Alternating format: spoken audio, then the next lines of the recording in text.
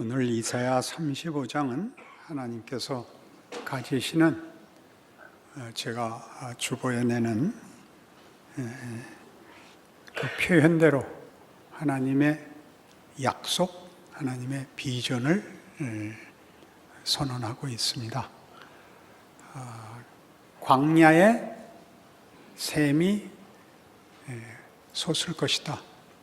광야에 백합화가 필 것이다. 가 아니고 광야가 연못이 되고 광야가 꽃이 된다. 광야에 꽃이 피는 게 아니라 광야가 꽃같이 된다. 그런 약속을 하고 있습니다. 사뭇 다르지요. 이러한 약속은 우리로서는 이렇게 선뜻 이해가 가지 않는 것이, 우리에게 어떤 보상이 주어지거나 우리가 어떤 깨우침이 있을 수는 있어도 우리의 경험과 현실 속에서 겪는 우리의 조건이 통째로 그 본질과 그 내용이 전부가 이렇게 바꿔져서 영광되게 변할 거라는 생각은 우리는 사실 감히 할 수가 없습니다. 나 아닌 다른 존재가 나를 대신한다면 모를까? 이렇게 자책하고 절망적인 우리가 그런 영광의 그 덩어리, 영광 자체가 된다는 것은 우리 예수 믿는 사람들에게도 조금은 너무 나가는 기대와 그 상상으로 비치는 것입니다. 그러나 성경은 정확히 그렇게 얘기합니다. 유명한 C.S. 루이스는 그의 설교 1941년에 행한 영광의 무게라는 설교에서 하나님이 우리 인간과 인생에게 요구하는 것은 바로 이것, 우리가 영광 자체가 된다고 설명합니다.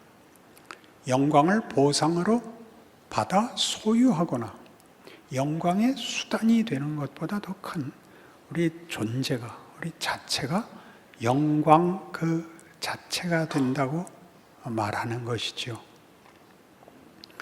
우리가 믿을 수 없는 이 약속은 그 앞에 34장의 세계에 대한 하나님의 심판의 선언 속에서 동등하게 사실은 증언됩니다. 열국이여 너희는 나와 들을지어다. 민족들이여 귀를 기울일지어다. 땅과 땅에 충만한 것, 세계와 세계에서 나는 모든 것이여 들을지어다. 대저 여호와께서 열방을 향하여 진노하시며 그들의 만군을 향하여 분내사 그들을 진멸하시며 살육당하게 하셨은즉 그 살육당한 자는 내던진 바 되며 그 사체의 악취가 솟아오르고 그 피의 산들이 녹을 것이며 하늘의 만상이 사라지고 하늘들이 두루마지리 같이 말리되 그 만상의 쇠잔함이 포도나무 잎이 마름 같고 무화과 나무 잎이 마름 같으리라.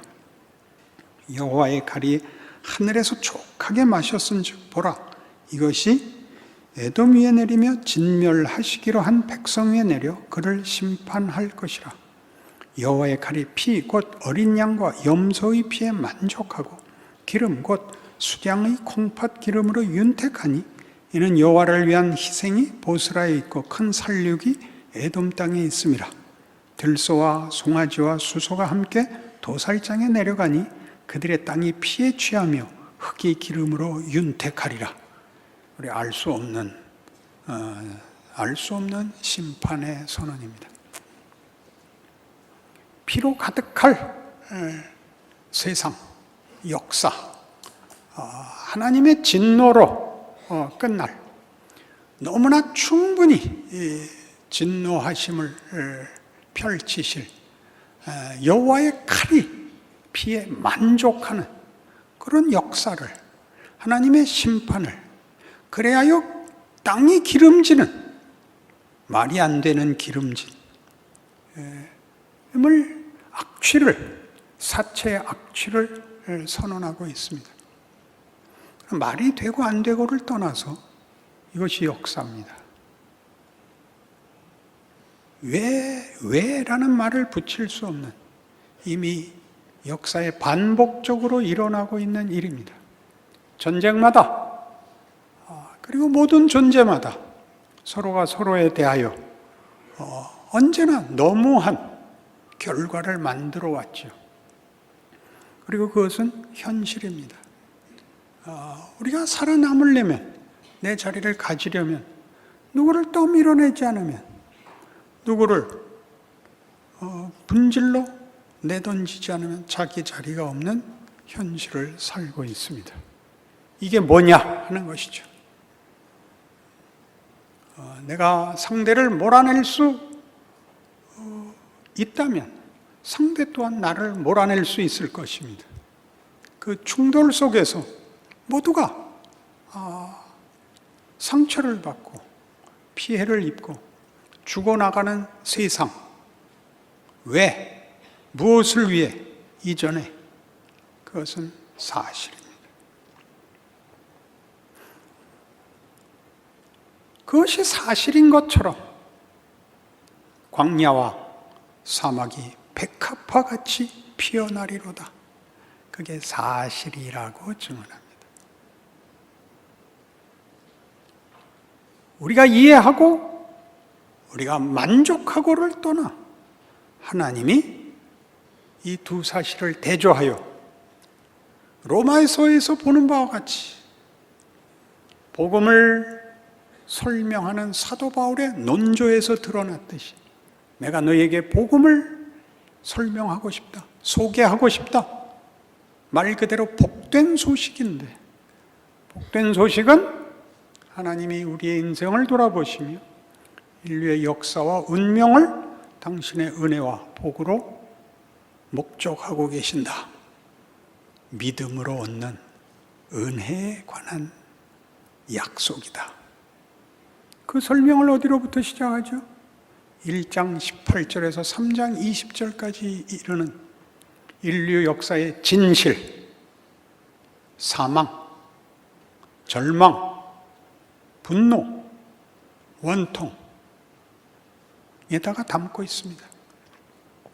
그 모든 것이 사실인 것 같이, 그러니까 이 하나님의 놀라운 약속, 하나님의 비전의 설득력과 증거가 되는 전제입니다. 우리가 던지는 늘 이 질문, 하나님은 뭐 하고 계셔서 이런 현실을, 이런 역사를 방관하시는가? 아니, 그 일하고 계시는 것이랍니다. 하나님 없는 것이 무엇인가를 보이고 계십니다. 하나님이 없으면 거기에는 생명도, 진리도, 가치도, 승리도, 자랑도 있을 수 없다를 실컷 보이고 계십니다. 쉽지 않은 일이죠. 하나님에게도 고통스러운 과정입니다. 그것 없으면 안 되나요? 없으면 안 된다고 성경이 얘기합니다. 우리는 그것 없어도 되는, 생각할 필요 없는, 비명을 지를 필요 없는 그런 존재로는 하나님이 타협하시지 않겠답니다. 그러니까 이 부분에서 우리는 하나님이 누구시며 우리에게 무엇을 목적하시며 하나 더 붙여 하나님이 그 일을 어떤 방법으로 이루시는가에 대한 이해를 덧붙여야 할 것입니다. 고난은 부정적인 것이 아니며 비극적이지도 않습니다. 그건 하나님이 택하신 방법입니다. 우리는 하나님이 이 길을 택했다는 것을 인정하지 못하여 언제나 안심과 형통이라는 데 묶여 하나님을 원망했다가 자신을 자책했다가 이 둘 사이에서 쳇바퀴를 도는 것입니다. 마태복음 13장에 가보십시다. 예수님께서 비유로 천국을 가르치십니다. 그 천국 비유 중에 첫 번째 나오는 것이 씨 뿌리는 비유인데 10절. 제자들이 예수께 나와 이르되 어찌하여 그들에게 비유로 말씀하시나이까? 대답하여 이르시되 천국의 비밀을 아는 것이 너희에게는 허락되었으나 그들에게는 아니 되었나니 무릇 있는 자는 받아 넉넉하게 되되 없는 자는 그 있는 것도 빼앗기리라. 그러므로 내가 그들에게 비유로 말하는 것은 그들이 보아도 보지 못하며 들어도 듣지 못하며 깨닫지 못함이니라. 이사야의 예언이 그들에게 이루어졌으니 일렀으되 너희가 듣기는 들어도 깨닫지 못할 것이요 보기는 보아도 알지 못하리라. 이 백성들의 마음이 완악하여져서 그 귀는 듣기에 둔하고 눈은 감았으니 이는 눈으로 보고 귀로 듣고 마음으로 깨달아 돌이켜 내게 고침을 받을까 두려워함이라. 예수님의 비유는 정확히 이사야 선지자에게 주었던 소명과 일치하는 것, 그 분명한 성취라고 얘기합니다. 이사야 선지에게 줬던 사명이 뭐죠? 누가 이 백성을 위하여 갈고 제가 가겠습니다. 저를 보내소서. 너 가라. 가서 눈을 감고 감기고 귀를 막아라. 저들이 듣고 볼까 봐 겁난다. 못 보게 하고 못 듣게 하라. 그게 뭐였죠? 예수님 씨 뿌리는 비유가, 그리고 예수님 자신이 이 이사야에게 주었던 소명의 완성, 성취, 약속의 완성이라고 합니다. 씨 뿌리는 비유는 우리가 아는 대로 너무 쉽습니다. 좋은 씨를 뿌렸건만 밭이 좋지 않으면 아무것도 결실할 수 없다. 너무나 분명합니다. 옥토에 뿌려진 씨는 30배, 60배, 100배 결실을 합니다. 그러나 이 비유는 어렵습니다. 뒤에 16절, 그러나 너희 눈은 봄으로 너희 귀는 들음으로 복이 있도다. 내가 진실로 너희에게 이르노니 많은 선지자와 의인이 너희가 보는 것을 보고자 하여도 보지 못하였고 너희가 듣는 것들을 듣고자 하여도 듣지 못하였느니라 합니다. 내가 그 보기는 보아도 알지 못하고 듣기는 들어도 알지 못하지만 하나님이 결국 보고 듣게 할 그분입니다. 광야가 변하고 사막이 변하는 그것의 구체적 증거입니다. 그 완성입니다. 그러니 씨 뿌리는 비유는 다만 쉽게 씨를 뿌렸으나 밭이 반응하지 못해서 결실치 못한 것과 결실한 것을 비교하는 것이 아니라 그들이 어떻게 연합해야 되는가를 얘기합니다. 그게 그거 아닌가? 그렇게 간단하지 않습니다. 44절에 가면 같은 13장 이 천국 비유의 44절에 천국은 마치 밭에 감춘 보화와 같으니 사람이 이를 발견한 후 숨겨두고 기뻐하며 돌아가서 자기의 소유를 다 팔아 그 밭을 삽니다. 밭을 사는 겁니까? 보화를 사는 겁니까? 예수께서 우리에게 보이고 싶은 것은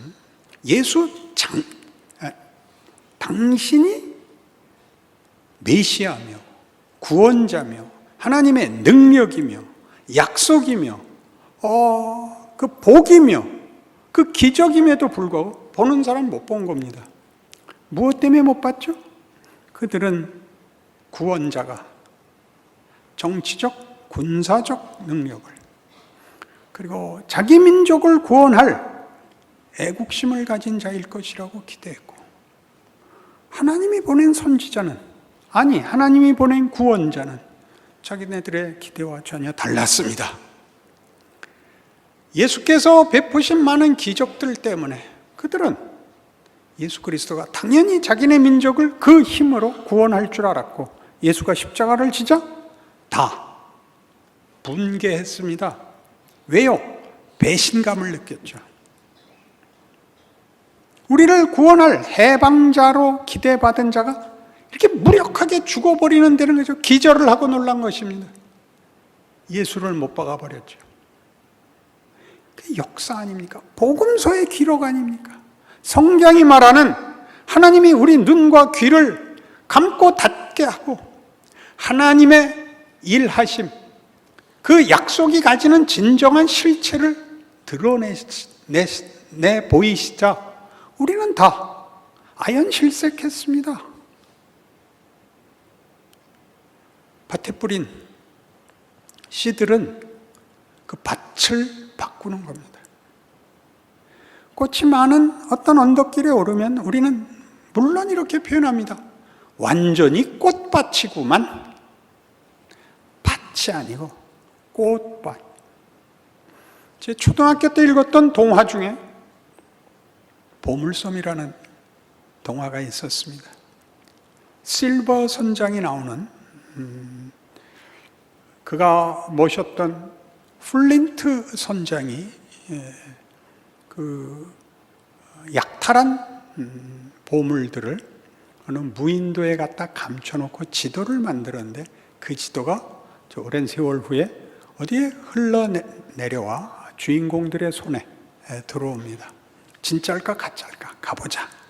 그 소식이 퍼지고 항구에 이제 그 전성기를 지나 뿔뿔이 흩어져 술집에서 살던 그 옛날 플린트를 모셨던 갑판장쯤 되는 실버가 외다리 실버가 이제 그 선원으로 가장하여 들어와 함께 보물섬을 가서 보물을 빼앗기 위하여 싸우는 이야기입니다. 보물섬, 보물이 있는 섬. 그래서 그 섬이 보물인 섬. 보물을 담고 있는 섬 정도가 아니라 이름이 보물섬이 되는. 그러니까 씨를 뿌려 그 씨가 그 땅을 밭이 아니라 그 사막이 광야가 백합화같이 필 것. 그 그릇과 내용물이 하나를 이루는 우리라는 한계와 못난 것이 무엇을 소유하는 것이 아니라 가지게 되는 그 정체적 본질이 우리라는 존재 자체를 우리가 알고 있는 지금의 이것과 다르게 만드는 그 이상의 설명은 불가능합니다. 그래서 욥기 42장에서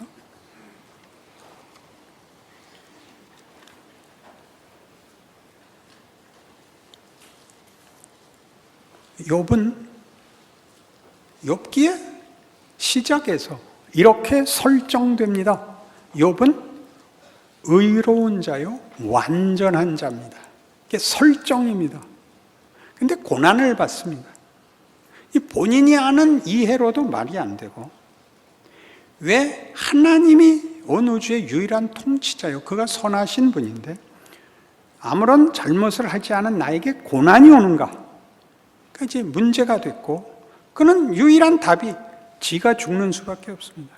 하나님 틀렸습니다라는 답이 안 되니까 지가 죽겠다고 펄펄 뛰는 것이고 친구들은 찾아와서 네가 고난을 받고 하나님이 완전한 분이시니 네가 뭔가 잘못한 것이 있다. 빨리 회개해라.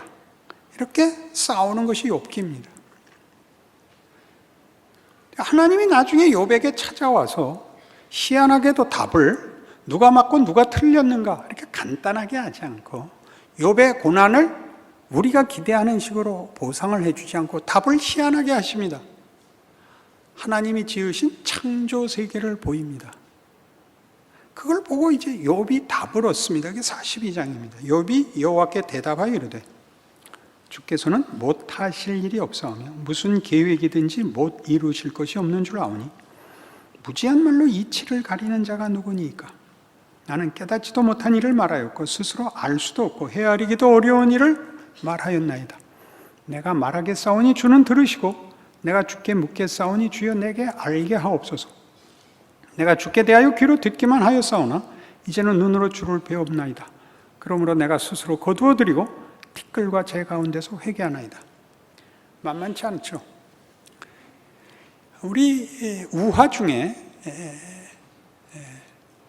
어리석음을 이제 지적하는 예화를 우화라고 합니다.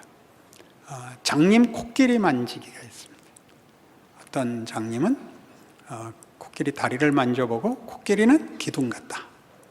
어떤 장님은 배를 만져보고 아니다, 그건 넓은 벽이다. 또 하나는 귀를 만지고 그건 큰 부채 같다. 코를 만진 사람들은 그거 큰 수돗물 호수 같다. 꼬랑지를 만든 사람들은 야, 굵고 긴 지렁이 같다. 그 부분은 거기 안 나오지만 우리가 바보 같은 사람들이라고 그 우화를 사용하는 것은 그걸 말한 자나 그 우화를 든 자나 들은 자 모두가 어떤 전제 속에 있냐면 코끼리를 아는 거죠. 코끼리를 본 사람이죠. 그래야 장님 코끼리 만지기가 그들의 주장이 뭐가 틀린지를 알죠. 그러나 만일 보지 못했다면 우리는 각각의 주장을 누가 옳다고 얘기할 수가 없게 될 것은 당연하고, 게다가 좀 더 마음을 넓혀서 모두의 견해를 다 수용해서 조합을 해도 코끼리는 만들어지지 않습니다. 이상하게 만들 것입니다. 다리를 벽에다가 어떻게 수평으로 꽂아야 되는 건지, 옆에 병치시켜야 되는 것인지, 그 지렁이는 어디로 기어가야 되는지 우리는 그 조합을 할 수가 없습니다. 그러나 보면 그만입니다. 그렇죠. 보면 그만이죠. 욥에게 준 하나님의 답은 네가 이해하고 네가 만족해야 그 결과가 만들어지는 것이 아니라 내가 만들어 너에게 복을 주고 너희를 항복시키고 너희를 기쁘게 하려고 하는 것이 창조다. 그렇게 얘기하는 것입니다. 너 우박 창고를 봤느냐? 너 악어의 힘이 어디 있는지 아느냐? 이렇게 나오십니다. 얼마나 순서와 과정이 다른가 보십시오. 여러분, 우리의 고난과 우리의 한계와 우리의 막막함들이 그냥 다만 억울하고 잘못된 그 벌이 아니라 하나님이 우리에게 그 길을 걷게 하신 길이라면 어떻게 하시겠습니까? 여러분의 어떤 실수나 어떤 못남이나 어떤 바보짓도 하나님이 우리를 만들어가기 위하여 허락한 무한한 자유와 선택의 기회요. 하나님이 그것으로 우리를 만들려고 하는 과정이다 라고 성경이 얘기하는 데 대하여 왜 우리는 아니라고 우기고 있을까요? 고통스럽기 때문입니다. 우리의 고통은 하나님께도 고통입니다. 그러나 하나님은 그 고통을 감수하겠다고 하셨습니다. 우리도 감수해야 됩니다. 하나님이 절대 포기하지 않고 지지 않으실 것입니다. 여러분도 포기하시지 말고 지지 마십시오. 여러분의 지금 불만, 여러분의 후회, 그게 일을 합니다. 그런 것들은 하나님 없이 일어날 수 없습니다. 성경이 하고 싶은 얘기죠. 욥이 지금 내가 스스로 거두어드리고 티끌과 재 가운데서 회개합니다. 여기라도 상관없습니다. 이제 욥이 하는 겁니다. 티끌과 죄, 그가 당한 오해, 그의 원망, 지금의 상처, 비참함, 아내도 떠나고 자식들 죽고 이 모든 것 다 괜찮습니다 하는 자리까지 옵니다. 그게 말이 되냐고요? 여러분, 우리 시대에는 이게 제랄드 시처가 하나님의 뜻, 하나님의 은혜라는 책 속에서 소개했습니다. 어느 날 집회 갔다 오던 자기 식구가 마주오는 차가 중앙선을 넘어 자기 차를 들이받아서 술에 만취한 어떤 엉터리 같은 인생이 자기 차를 받아 자기 아내와 자기 어머니와 애 둘이 죽습니다. 2년 동안 무슨 의심, 무슨 분노에 사로잡혔겠습니까? 하나님, 이렇게 귀한 우리 집 식구를 저 바보 하나 때문에 이렇게 죽여버릴 수 있습니까? 그를 2년간 붙잡죠. 아니, 평생을 붙잡습니다. 그가 거기서 일어납니다. 그럼 그 책을 보십시오. 그리고 두 번째 해당하는 그 하나님의 은혜에서는 그 일어난 일은 참혹한 것이었지만 그걸로 인하여 나에게 이루어진 결과를 보면 그것은 마치 소품에 불과해 보인다. 그 엄청난 비극이 소편에 불과해 보인다. 소품에 불과해 보인다. 그런 엄청난 증언을 합니다. 그러니 이제 와서 하나님께서 우리에게 보이시는 이 일들,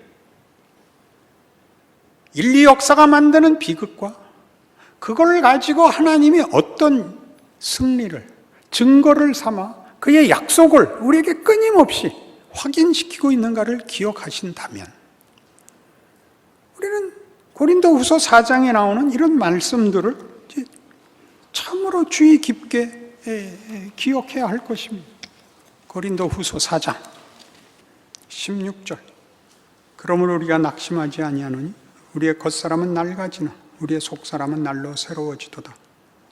우리가 잠시 받는 환난에 경한 것이 지극히 크고 영원한 영광에 중한 것을 우리에게 이루게 함이니 우리가 주목하는 것은 보이는 것이 아니요 보이지 않는 것이니 보이는 것은 잠깐이요 보이지 않는 것은 영원함이라. 사막과 광야가 백합화같이 피어날 것입니다. 거기에 백합화가 피는 게 아니고 그 자체가 백합같이 될 것입니다. 우리의 환난을 지나 환난이라는 것을 통해 무엇이 주어지는 것 이상으로 환난이 영광이 될 것입니다.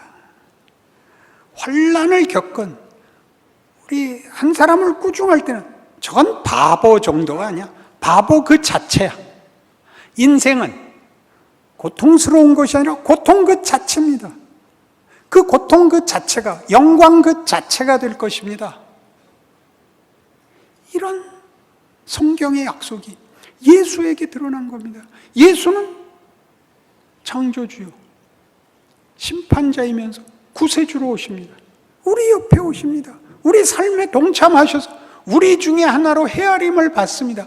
그것은 우리가 보통 설명하는 어떤 정성이나 비장함 같은 걸로 묘사할 문제가 아닙니다. 훨씬 심오한 것입니다. 안 그렇습니까? 그러니 여러분의 지금 현실을 징징대지 마십시오. 그 무슨 무식한 짓입니까? 예수를 믿는데 뭐가 겁이 납니까? 져서 겁나는 것은 비난입니다. 그렇죠? 져도 된다는데 뭐가 겁이 납니까? 근데 목사님이 인상을 쓰고 그랬어요. 진정성을 가져서 그렇게 됩니다. 히브리서 12장 11절 366페이지 신약. 무릇 징계가 당시에는 즐거워 보이지 않고 슬퍼 보이나 여러분을 위하여 무릇 고난이, 그렇게 바꿔도 좋습니다. 무릇 고난이 당시에는 즐거워 보이지 않고 슬퍼 보이나 후에 그로 말미암아 연단받은 자들은 의와 평강의 열매를 맺느니라. 그러므로 피곤한 손과 연약한 무릎을 일으켜 세우고 너희 발을 위하여 곧은 길을 만들어 저는 다리로 하여금 어그러지지 않고 고침을 받게 하라. 오늘 이사야 오늘 읽은 35장에 있는 말씀의 인용입니다. 그니 일어서십시오. 가슴을 펴십시오. 다친 다리 질질 끌고 가십시오. 하나님이 우리의 인생과 모든 경우에 하나님의 능력과 성실한 약속을 담고 있다는 것을 기억하셔서 멋지게 사십시오. 기도하십시다. 하나님 아버지 은혜를 감사합니다. 우리의 불신앙은 결국 하나님의 성실하심과 전능하심을 믿지 못하는 것입니다. 우리의 고난이 일을 한다는 것, 우리가 아는, 우리가 기대하는 정도보다 크다는 것, 예수 그리스도로 확인해야 합니다. 반복해야 합니다. 주께서 오시고 주께서 사신 것 같이 살아야 합니다. 그 위대한 길을 걷는 자 되었으니 승리하게 하옵소서. 자신의 위대함을 살아내게 하시옵소서. 우리에게 주어진 기회를 복되게 하옵소서. 우리가 처한 자리와 조건을 감사하게 하옵소서. 예수 믿는 자라는 말을 제대로 하게 하시옵소서. 지금은 우리 주 예수 그리스도의 은혜와 하나님 아버지의 극진하신 사랑과 성령님의 동행하심이 하나님을 아버지라 부르는 그 지위와 운명을 기억하고 승리를 약속하고 돌아가는 심령들 위해 영원토록 함께 있을지어다. 아멘.